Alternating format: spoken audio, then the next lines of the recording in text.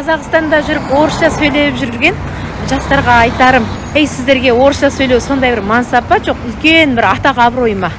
Не үшін қазақтың елінде жүріп орысша сөйлеулеріңіз керек? Айтады ғой, бір ұлттың өзгеруі ол тілмен байланысты деп. Бір мемлекеттің де өзгеруі тілімізбен байланысты. Не үшін біз өзіміздің мемлекетімізді өзіміз қорғамаймыз? Бопты, үлкендерге мейлі дейік. Енді олар үйреніп кеткен қаншама жыл орыс қыспаққа қысып, осындай қиыншылықтармен сіздерді осындай өзгеріп тастады. Ол үлкендерге. Қазіргі жастарға не жоқ? Тоба, ол тәрбиелеп жатқан балаларыңызға да дұрыс емес қой, былайша айтқанда. Балаларға да дұрыс болмайды. Амал бар, қазақша сөйлемейсіздер ме? Бір жұмыс бітіргелі барсақ, немесе бір жерге қазақша сөйлеп тұрсаң, онша құлақтарына онша не қылмайды, тап жетекесінің тіліндей. Ал енді орысша сөйлесең, Құдай самасын әлгі ұясына жем әкеп берген торғайлар құсап, қочыр деп кетесіздер екен. Жандарыңыз рахаттанып әншейін. Қазақстан болғаннан қазақша сөйлемейсіздер ме? Ал енді біз болсақ, мысалы Қытай елінде жүріп қазақша сөйлеуге зарымыз ғой, зарымыз. Бізде жұмыста болғанбыз, мен 9 жыл акушер болдым.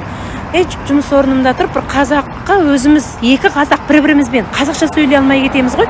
Қазақша сөйлеп кеп жерсек, бізді бастыққа барып арызданатын болса, бірі 2 бетке деп сотталамыз, екіншісі біздің айлығымыздан тартады.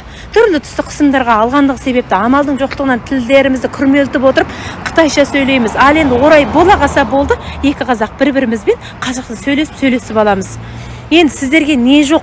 Біреу жоқ, қазақша сөйлесең ас бермеймін деді ма? Жоқ, орыстар беріп жатыр ма? Сіздердің тапқан тергендеріңізді, нандарыңызды орыстар беріп жатыр ма? Айтам, мен өз басым қазақтардан алып жатырмын енді. Келгенімізге міне 1,5 жыл болды. Тәубасын орысша сөйлемесек те, тіліміз жақсы. Ойбай, әлемді бітіргендей болып үйренгендеріңіз 26 әріп қана орысша сөйлеп тура бүйтіп кетесіздер екен.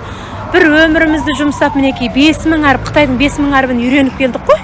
Одан түкте тұрған жоқ. Әмелетте үйренсек, үйрене саламыз. Бізде орысшаны бір 2 ай уақытымызды сұрап қысақ, сіздер құсап, бір өмірімізді сұрап қылмаймыз, 2 ай әріп. 2 ай уақытта біз үйрене саламыз. Бірақ қайтеміз, оны істеп не қыламыз? Ол орысша үйренбесек те жанымызды бағалаймыз ғой. Балаларымызды тәрбиелаймыз.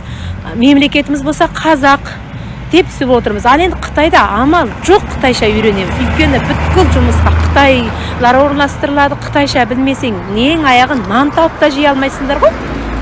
Сондықтан амал бар, қазақша сөйлеңіздер, үйтпеңіздер. Бұл қазақ мемлекеті өзіміз қорғамасақ, өзіміз бұны тіпті де гүлдендірмесек, кім бізге не қылып береді? Орыстар қылып бере ме сіздерге? Орыстар тартып алмаса, сіздерге ештеңке бермейді, мен сіздерге айтайын.